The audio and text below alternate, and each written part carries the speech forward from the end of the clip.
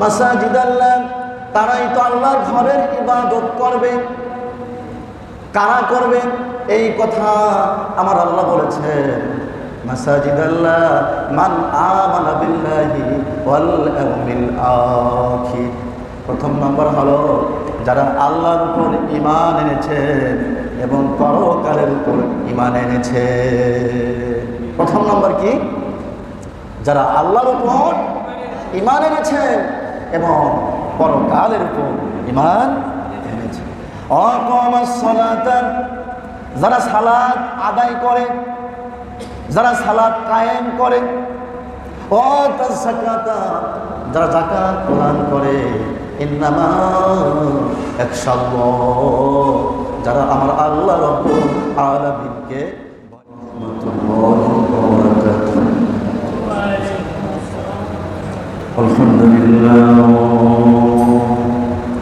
আলহামদুলিল্লাহ নাহমাদুহু ওয়া নাস্তাঈনুহু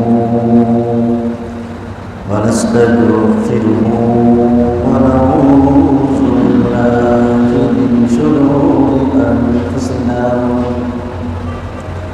ওয়া মিন সাইয়্যাতি আ'মালিনা। من يهده الله فلا مضل له ومن يضلل فلن تجد له وليا مرشدا. ونشهد أن لا إله إلا الله وحده لا شريك له. ونشهد أن سيدنا وسندنا وحبيبنا ومولانا محمدا عبد الله ورسوله، أرسله بالحق بشيرا ونذيرا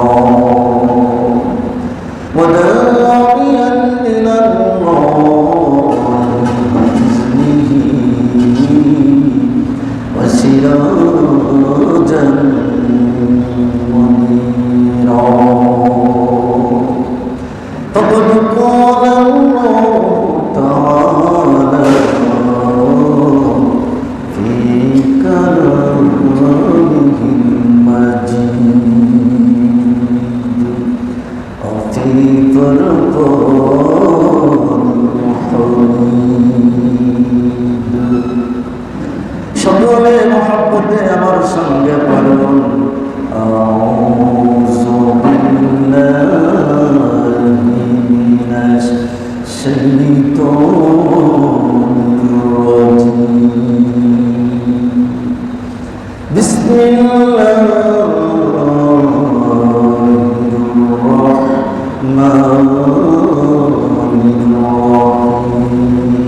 রাহিম। ইন্নাল্লাহা ওয়া মালাইকাতাহু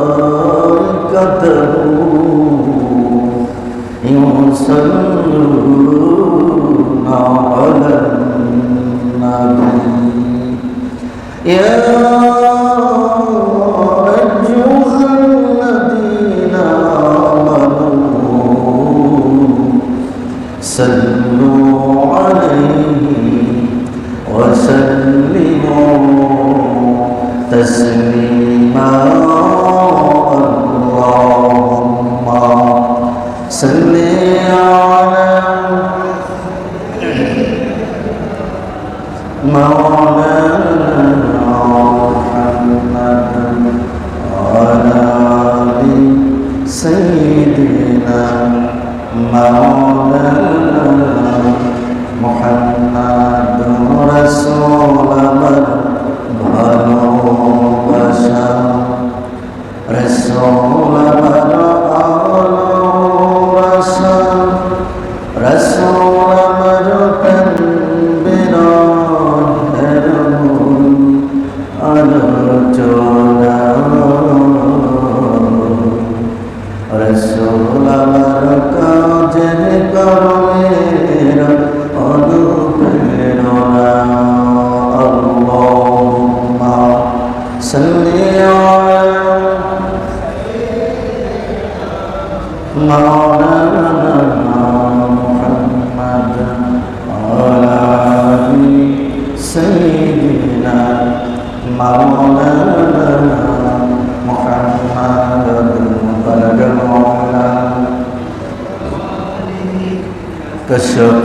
जाई जलाई हसनत जलिया खिसालिही सल्लु अलैहि वल हबीबुल लज़ी तुरजा शफ़ाअतुहु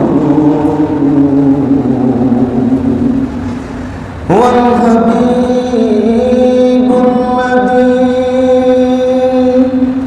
तुरजा शफ़ाअतुहु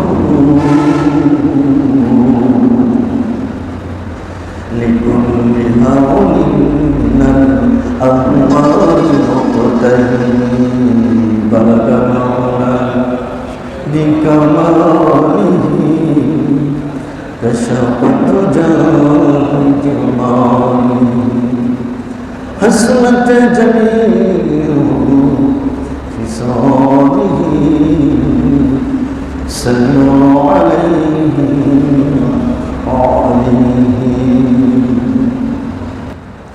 উপস্থিত আমার প্রাণপ্রিয় উলামা ইকরাম, দিনদার ইমানদার মুসলিগণ ইকরাম, আমরা সকলে সেই মহান আল্লাহর দরবারে প্রাণ খুলে অন্তরস্থল থেকে শুকরিয়া জ্ঞাপন করছি। যেই মহান আল্লাহ তাআলা আমাদেরকে ভালোবেসে মহব্বত করে দয়া করে মায়া করে পবিত্র জুমার দিনে আল্লাহর গোলামি করার জন্য আল্লাহর ঘরে উপস্থিত হওয়ার তৌফিক এনায়েত করেছেন। এর জন্য আমরা সকলে জোরে জোরে শুকরিয়া জ্ঞাপন করছি। সকলে বলি আলহামদুলিল্লাহ। দরুদ ও সালাম পেশ করছি মানবতার মুক্তির দিশারি বিশ্বনবী জনাবে মুহাম্মদুর রাসূলুল্লাহ। সকলে বলি সাল্লাল্লাহু আলাইহি ওয়াসাল্লাম।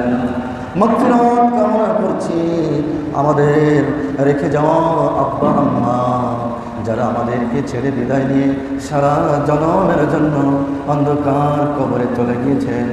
আমরা পবিত্র জুমার দিনে তাদের সকলের রুহের মাগফিরাত কামনা করছি। আল্লাহ তাআলা তাদের সকলের হিসাবকে সহজ করে দিয়ে চিরতরে কিয়ামত পর্যন্ত জান্নাতুল ফেরদাউস নসিব করে দিয়ে সকলে বলি আল্লাহুম্মা আমিন। আমার প্রিয় ভাইরা, ধারাবাহিক আলোচনা দারসুল হাদিস আলোচনা করছি। আমরা সকলে জানি যে হাদিসটি পড়েছি, হাদিসটি হলো কিয়ামতের কঠিন ময়দানে যেই সময় মানুষ পাগলের মতো হয়ে যাবে, তখন আল্লাহর আরশের ছায়া ছাড়া আর কোনো ছায়া থাকবে না। মনে আছে তো? বলেন, মনে আছে? এই আরশের স্থানে আল্লাহ তাআলা যাদেরকে আশ্রয় দিবেন, ছায়া দান করবেন, তারা কয় শ্রেণীর লোক? সকলে বলেন তো। 7 শ্রেণীর, ঠিক কিনা বলেন? আমরা প্রথম যেই আলোচনা করেছিলাম, প্রথম যিনি হবেন তিনি হলেন ইমামুন আদিলুন, ন্যায় পরায়ণ শাসক, ঠিক কিনা বলেন? আর দ্বিতীয় নম্বরে যে আলোচনা করেছি তিনি হলেন কে? যুবক, যে যুবক আল্লাহর ইবাদতে তার যৌবন কালটা কাটিয়েছে। এই 2 শ্রেণীর আলোচনা আমরা গত করেছি। আমার প্রিয় ভাইরা, আজকে আলোচনা করব তৃতীয় শ্রেণীর লোক যিনি হলেন, তিনি হলেন ওয়ারজুলুন কলবুহু মুআল্লাকুন ফিল মাসাজিদ, যার অন্তর মসজিদের সাথে ঝুলন্ত থাকে। তৃতীয় শ্রেণীর লোক হলো যার অন্তর মসজিদের সঙ্গে কি থাকে? ঝুলন্ত থাকে। এর তাৎপর্য হলো এক সালাতের পর অপর সালাতের জন্য ওই মানুষটি পাগল পারা থাকে, উদ্গ্রীব থাকে। আজকে আলোচনা হবে যার অন্তর আল্লাহর ঘর মসজিদের সঙ্গে ঝুলন্ত থাকে।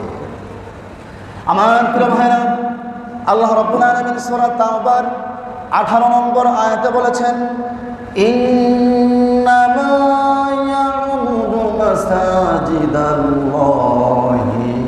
মান আমানা বিল্লাহি ওয়াল ইয়াউমিল আখির ওয়া আকামাস সালাতা ওয়া আতাজ যাকাতা ওয়া লাম ইয়াখশা ইল্লাল্লাহ। আমার প্রিয় ভাইরা, আমার আল্লাহ রাব্বুল আলামিন বলেছেন, ইন্নামা ইয়ামুরু মাসাজিদাল্লাহ, তারাই তো আল্লাহর মসজিদের আবাদ করবে। প্রিয় ভাইরা, কথা যে একটু খেয়াল করতে হবে। আল্লাহ বললেন ইন্নামা ইয়ামুরু মাসাজিদাল্লাহ, তারাই তো আল্লাহর ঘরের ইবাদত করবে। কারা করবে এই কথা আমার আল্লাহ বলেছেন, মাসাজিদাল্লাহ মান আমানা বিল্লাহি ওয়াল ইয়াউমিল আখির। প্রথম নম্বর হলো যারা আল্লাহর উপর ঈমান এনেছে এবং পরকালের উপর ঈমান এনেছে। প্রথম নম্বর কি? যারা আল্লাহর উপর ঈমান এনেছে এবং পরকালের উপর ঈমান এনেছে। আকামাস সালাতা, যারা সালাত আদায় করে, যারা সালাত কায়েম করে। ও তাযাকাতা, যারা যাকাত প্রদান করে। ইন্নামা ইয়াখশাল্লাহ, যারা আমার আল্লাহ রাব্বুল আলামিনকে ভয় করে। আমার প্রিয় ভাইরা, আল্লাহ রাব্বুল আলামিন বললেন মান আমানা বিল্লাহ, যারা আমার উপর ঈমান আনয়ন করে, ঈমান আনয়ন করে এবং পরকালের উপর ঈমান আনয়ন করে। আল্লাহু লা ইলাহা ইল্লাহু লা ইয়াজমা'ুন্নাকুম ইলা ইয়াউমিল কিয়ামাতি লা রাইবা ফীহি ওয়া মান আসদাকু মিনাল্লাহি হাদীসা। আমার আল্লাহ তাআলা বললেন, যারা বলে আল্লাহু লা ইলাহা ইল্লাহু, আল্লাহ ছাড়ার কোনো মাবুদ নেই, আল্লাহ ছাড়ার কোনো ইলাহ নেই, আর কি করে পরকালের উপর ঈমান আনে। বিশ্বনবী জনাবে মুহাম্মদুর রাসূলুল্লাহ সাল্লাল্লাহু আলাইহি ওয়াসাল্লাম যখন তার কওমের কাছে, মক্কার লোকদের কাছে ঈমানের দাওয়াত দিলেন, তখন তারা বলল, আমরা পরকালকে বিশ্বাস করি না, আখিরাত যে রয়েছে এটা আমরা বিশ্বাস করি না, এটা বিশ্বাস করি মরতে হবে, মরে যাব। কিন্তু বিশ্বনবী যে বললেন মরে যাওয়ার পরে আবার মানুষদেরকে আল্লাহর কাছে হাজির হতে হবে। আল্লাহর কাছে কি করতে হবে? হাজির হতে হবে। আল্লাহ বললেন কাইফা তাকফুরুনা বিল্লাহ ওয়া কুনতুম আমওয়াতান ফাআহইয়াকুম সুম্মা ইউমীতুকুম সুম্মা ইহয়ীকুম সুম্মা ইলাইহি তুরজাউন। আমার প্রিয় ভাইরা, কাফেরেরা, বেঈমানেরা এটা বিশ্বাস করে যে হ্যাঁ আল্লাহ আমাদেরকে জীবন দান করেছেন, আবার আমাদের মৃত্যুবরণ করতে হবে, কিন্তু সুম্মা ইলাইহি তুরজাউন, আল্লাহর কাছে হাজির হতে হবে, এই কথাটি তারা বিশ্বাস করে না। কিয়ামত যে আছে, মিজান আছে, ফৌসিরাত আছে, জান্নাত আছে, জাহান্নাম আছে, এটা তারা বিশ্বাস করে না। এজন্য আল্লাহ বললেন আল্লাহু লা ইলাহা ইল্লাহু, হে দুনিয়ার মানুষরা তোমরা বলো আমি ছাড়া আর কোনো মাবুদ নেই, আমি একমাত্র ইলাহ, আমি তোমাদের সৃষ্টিকর্তা। লা ইয়াজমা'ুন্নাকুম, সেদিন আমি তোমাদের সকলকে একত্রিত করব। সেদিন আমি তোমাদের সকলকে কি করব? একত্রিত করব। কোন দিন? লা ইয়াজমা'ুন্নাকুম ইলা ইয়াউমিল কিয়ামাহ, কিয়ামতের ময়দানে আমি তোমাদের সকলকে একত্রিত করব। ইলা ইয়াউমিল কিয়ামাহ লা রাইবা ফীহি, এতে কোনো কি নেই, কোনো সন্দেহ নেই, এতে কোনো সন্দেহ নেই।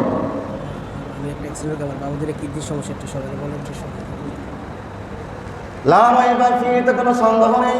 আর আল্লাহ বললেন ওয়া মান আসদাকু মিনাল্লাহি হাদীসা, আমার আল্লাহ বললেন আল্লাহর চেয়ে আর সত্যবাদী কে হতে পারে বলেন তো? আছে? আল্লাহর চেয়ে সত্যবাদী আছে কেউ? আমার প্রিয় ভাইরা, তাহলে আল্লাহ বললেন মসজিদের আবাদ তো ওই ব্যক্তি করবে যে আল্লাহর উপর ঈমান আনয়ন করেছে এবং পরকালের প্রতি ঈমান আনয়ন করেছে। মসজিদের আবাদ করবে ওই ব্যক্তি। কিন্তু দেখা যায় আমাদের দেশে, আমাদের সমাজে হয়তো এখন অনেক ভাই আমার পর রাগ হয়ে যেতে পারে, অনেক রাগ হতে পারে। আমাদের দেশে আমরা দেখতে পাই মসজিদের যারা কমিটিবৃন্দ রয়েছেন, মসজিদের যারা কমিটিবৃন্দ রয়েছেন, এরা সপ্তাহে দেখা যায় ফজর চলে যায়, জোহর এশা চলে যায়, এক সপ্তাহের ভিতরে মসজিদের সঙ্গে তাদের কি নেই, সম্পর্ক নাই। ইনি হচ্ছেন মসজিদের কমিটি। অনেকে দেখা যায় মাস চলে যায়, জুমার নামাজও পড়েন, এরকম কমিটি আমাদের দেশে আছে। কিন্তু আল্লাহ বললেন, কি বললেন? আল্লাহ বললেন ইন্নামা ইয়ামুরু মাসাজিদাল্লাহ, আমার ঘর তো সেই আবাদ করবে যে আমার উপর ঈমান আনয়ন করেছে, পরকালের উপর ঈমান আনয়ন করেছে। আর যিনি নামাজ কায়েম করেন তিনি তো আমার ঘর আবাদ করবে। যিনি নামাজ কায়েম করেন, যিনি নামাজ পড়েন তিনি তো হবে মসজিদের কমিটি। কি বলেন? হ্যাঁ। কিন্তু দেখা যায় সমাজে ওনার পয়সা আছে, ওনার টাকা আছে, ওনার শক্তি আছে, সমাজের উনি নেতা, ওই নেতা মসজিদের কমিটি হয়ে বসে রয়েছেন, কিন্তু আল্লাহর ঘরের সঙ্গে ওনার কোনো সম্পর্ক নাই। আল্লাহর ভাষায় তাহলে আল্লাহর আয়াত যদি আপনাদের পছন্দ হয়, আল্লাহর আয়াত যদি আপনারা মানেন, তাহলে সমাজের মানুষের প্রমিস করতে হবে, সমাজের মানুষের সিদ্ধান্ত নিতে হবে, যে মানুষ নামাজ পড়ে না, পরকালের প্রতি তার ঈমান নেই, ওই মানুষকে আর মসজিদের কমিটিতে রাখা যাবে? যাবে না, যাবে না। এটা আল্লাহর কথা। আল্লাহ বললেন ওই ব্যক্তি তো আমার ঘরের আবাদ করবে যে 5 ওয়াক্ত নামাজ সালাত পড়ে, যার অন্তর মসজিদের সাথে ঝুলন্ত, যার অন্তর কি মসজিদের সঙ্গে ঝুলন্ত, ফজরের নামাজ পড়ে গেছে, আবার দুনিয়ার কাজ কর্মে লিপ্ত, মুয়াজ্জিনের জোহরের আজানের জন্য তিনি অপেক্ষায় থাকে, মুয়াজ্জিনের আজানের অপেক্ষায় তিনি থাকেন, কখন মুয়াজ্জিনের আজান হবে, আবার আমি আল্লাহর ঘরে ছুটে মসজিদে যাব। আমার প্রিয় ভাইরা, তাহলে নামাজ কায়েম করতে হবে কিনা বলেন? নামাজ কায়েম করতে হবে। আর যিনি নামাজ কায়েম করেন, যাকাত দেন, তিনি হলেন একজন প্রকৃত ঈমানদার ব্যক্তি। আমার প্রিয় ভাইরা, আল্লাহ রাব্বুল আলামিন সূরা মুমিনের ভিতরে বলেছেন ওয়াল্লাযীনা হুম আলা সালাওয়াতিহিম ইউহাফিজুন। আমার প্রিয় ভাইরা, ওই ব্যক্তি আরশের নিচে ছায়া পাবেন যে ব্যক্তি আল্লাহ রাব্বুল আলামিনের নামাজকে কি করে? নামাজকে হেফাজত করে, নামাজকে হেফাজত করে। ওই ব্যক্তি কিয়ামতের ময়দানে আরশের নিচে তিনি ছায়া পাবেন। আমার প্রিয় ভাইরা, আল্লাহর জমিনে আল্লাহ তাআলার কাছে সবচেয়ে পছন্দনীয় স্থান হলো কোনটি বলেন? কোনটি? আল্লাহর কাছে এই দুনিয়ার মধ্যে সবচেয়ে পছন্দনীয় স্থান কোনটি? জোরে বলেন, আরেকটু জোরে বলেন। মসজিদ। এত আসতে বলতেছেন কেন? মসজিদ। আর নিকৃষ্ট স্থান বাজার। উৎকৃষ্ট স্থান হলো মসজিদ, আল্লাহর ঘর, আর নিকৃষ্ট স্থান হলো বাজার। কিন্তু আজকে আমাদের দেশে, আমাদের সমাজের লোক বেশি কোথায় পাওয়া যায় বলেন তো? কোথায় পাওয়া যায়? বাজারে। কিন্তু আল্লাহর জান্নাত মসজিদ ঘরে মানুষ খুঁজে পাওয়া যায় না। ফজরের নামাজ আজকে আমরা মসজিদে পড়েছি কয়জন? 8-10 জন পড়েছি, কিন্তু এই সমাজে কত মানুষ ফজরের নামাজে আল্লাহর ঘরে আসে নাই। কিন্তু আল্লাহ কি বললেন? আল্লাহ বললেন ওয়াল্লাযীনা হুম আলা সালাওয়াতিহিম ইউহাফিজুন। নামাজ আদায়ের জন্য যদি মসজিদে না আসে, তাহলে কি ওই ব্যক্তি নামাজ হেফাজতকারী? কি বলেন? হেফাজতকারী। এই জন্য আল্লাহর ঘরে আসতে হবে। আল্লাহর ঘর হলো দুনিয়ার মধ্যে জান্নাত।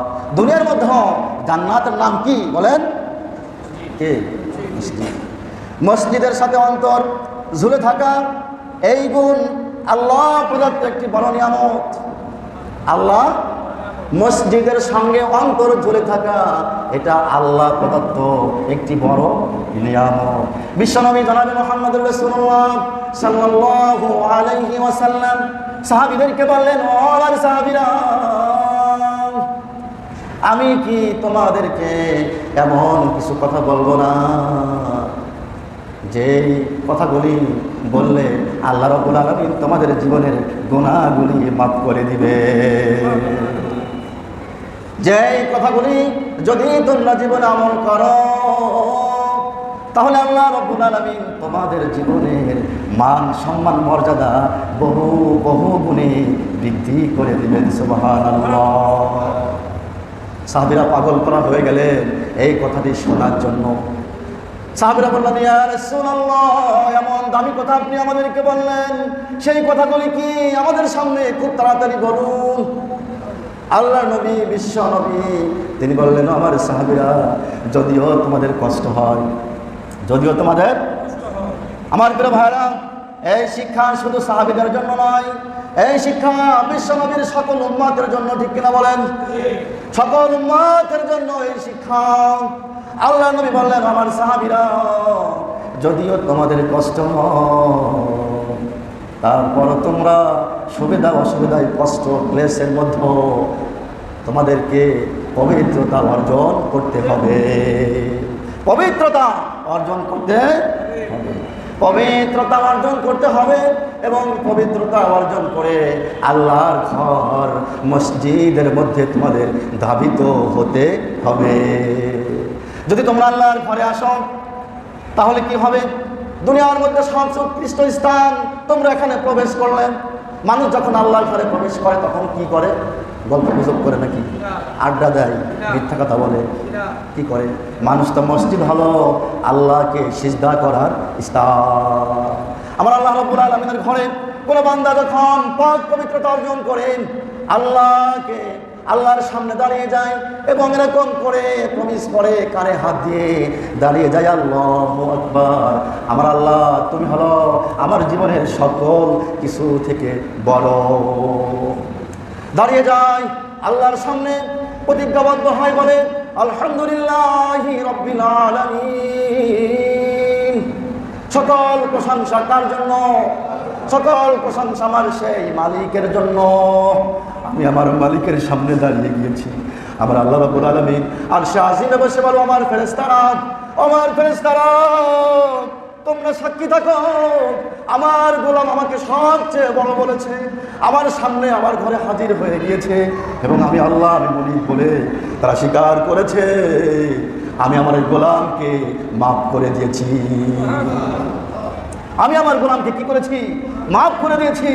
আমার প্রিয় ভাইরা, আল্লাহ রাব্বুল আলামিন যদি আমাকে আপনাকে মাফ করে দেয়, তাহলে আমার আপনার সম্মান কি বেড়ে যায় না কমে যায়? বলেন তো, বেড়ে যায় না? আমার আপনার সম্মান বেড়ে যায়। কিন্তু দুনিয়ার একটি নিয়ম নীতি আপনারা লক্ষ্য করে দেখুন, দুনিয়ার একটি নিয়ম নীতি সকলে লক্ষ্য করুন। যে ব্যক্তি সমাজের সবচেয়ে গরিব মানুষ হোক, যার অর্থ সম্পদ মোটেই নেই, কিন্তু ওই ব্যক্তি পাঁচ ওয়াক্ত আল্লাহর ঘরে আসে, আমি আপনি দেখি এখন সমাজের একজন মানুষ ওই ব্যক্তিকে কি ভালো বলে না খারাপ বলে? বলেন তো, কি বলে? ভালো বলে না? ভালো বলে, এবং তাকে নিয়ে আলোচনা হয়, তার স্টোরে আলোচনা হয়, মানুষের মধ্যে আলোচনা হয়, আহারে অমুক ব্যক্তি সে পাঁচ ওয়াক্ত নামাজ পড়ে, অবশ্যই ওই ছেলেটা খুব ভালো, ঠিক কিনা বলেন? ও আমার যুবক ভাইরা, ও আমার যুবক ভাইরা, এই জীবনের সময়গুলি ঘুমিয়ে ঘুমিয়ে ঈশা নামাজ কত নষ্ট করে দিয়েছি, ফজরের নামাজ এই জীবনে কত কাজা হয়ে গিয়েছে, ফজরের নামাজ কত কাজা হয়ে গিয়েছে। কিন্তু ফজরের নামাজ চলে যাচ্ছে, জীবনের সময়টাও আমাদের আপনার এই জীবন থেকে হারিয়ে যাচ্ছে। তাহলে যদি নামাজের হেফাজত না করি, যদি নামাজ না পড়ি, আল্লাহর ঘরের সঙ্গে যদি আমার অন্তরের সম্পর্ক না থাকে, তাহলে কি কিয়ামতের ময়দানে সেই কঠিন দিনে আর সে নিচেই কি ছায়া পাবো? কি বলেন? ছায়া পাবো? পাবো? আমার প্রিয় ভাইরা, তাহলে আসুন আল্লাহর ঘরের সঙ্গে আমার আপনার অন্তরের সম্পর্ক জড়িয়ে দিই। সম্পর্ক, আমার আপনার সম্পর্ক আল্লাহর ঘরের সঙ্গে হোক, নামাজের সঙ্গে হোক। এই যে জুমার নামাজ পড়ে যাব, আবার পরে যখন জমিনের মধ্যে ছড়িয়ে পড়ব, আল্লাহ তাআলা এই কথা বলে নাই যে তোমরা শুধু মসজিদে বসে থাকো আর আমার সঙ্গে সম্পর্ক করো, এই কথা বলেছেন? বলেন আল্লাহ কি বলেছেন? শোনেন সূরা জুমার ভিতরে আল্লাহ বললেন, ফাইদা কুদিয়াতিস সালাত ফান্তাশিরু ফিল আরদি ওয়াবতাগু মিন ফাদলিল্লাহ। আল্লাহ বলেন, হে ঈমানদারেরা, ফাইদা কুদিয়াতিস সালাত, তোমরা নামাজকে সমাপ্ত করো। নামাজ সমাপ্ত করার পরে কি করো? ফান্তাসিরু ফিল আরদে, আবার জমিনের মধ্যে তোমরা ছড়িয়ে পড়ো। জমিনের মধ্যে তোমাদের যত কাজ কর্ম রয়েছে এই কাজ কর্মগুলি তোমরা শেষ করো। আবার যখন আজান হবে আবার আল্লাহর ঘরে এসে আল্লাহর সালাতকে তোমরা আদায় করো। আমার প্রিয় ভাইরা, আল্লাহ এই কথা বলে নাই যে তোমরা মসজিদের মধ্যে পড়ে থাকো, এখানে আল্লাহর সঙ্গে সম্পর্ক স্থাপন করো। নামাজের সময় আল্লাহর ঘরে এসে সালাত আদায় করতে হবে, এবং যখন আপনার দুনিয়াবি কাজ থাকবে সেটা বাইরে যে করতে। তাহলে আজকে থেকে আমরা আল্লাহর কাছে ওয়াদাবদ্ধ হব যে এই জীবনে যা করেছে আল্লাহ তুমি মাফ করে দাও। সামনের যে জীবনটা, এই সময়টা আল্লাহ তোমার ঘরের সঙ্গে সম্পর্ক স্থাপন করব। আমরা কি সকলে ওয়াদাবদ্ধ হতে পারি? কি বলে পারি? তাহলে আল্লাহর কাছে আমরা তওবা করি, আল্লাহ পিছনে যেটা চলে গেছে তার জন্য তোমার কাছে ক্ষমা চাই। সামনের জীবনটা তোমার ঘরের সঙ্গে এই অন্তরের সম্পর্ক করতে চাই। আর জীবনও ফজরের নামাজ কাজা করব না। করতে পারবেন? পারবেন? আল্লাহ তাআলা আমার ভাইদের, আমার যুবক ভাইদের ওয়াদাগুলি কবুল করো। 5 ওয়াক্ত নামাজ সালাত আমাদের সকলের জীবনে যেন আমরা সুন্দরভাবে আল্লাহর ঘরে আদায় করতে পারি, এই তৌফিক তুমি আমাদের সকলকে দান করো। আল্লাহ তাআলার কাছে আমরা সকলে তৌফিক কামনা করছি যেন কিয়ামতের কঠিন ময়দানে, যেখানে কোনো আল্লাহর আরশের ছায়া ছাড়া আর কোনো ছায়া থাকবে না, এই ছায়ার নিতেই যেন আমরা এখানে যারা রয়েছি এবং আমার এই আওয়াজ মানুষ শুনেছে, আল্লাহ আমাদের সকলকে কবুল করো, যেন আমরা আর সে নিচেই ছায়া আল্লাহ তাআলা দান করে সকল বলি আল্লাহুম্মা আমিন। সুন্নাত করতে বাকি আছে।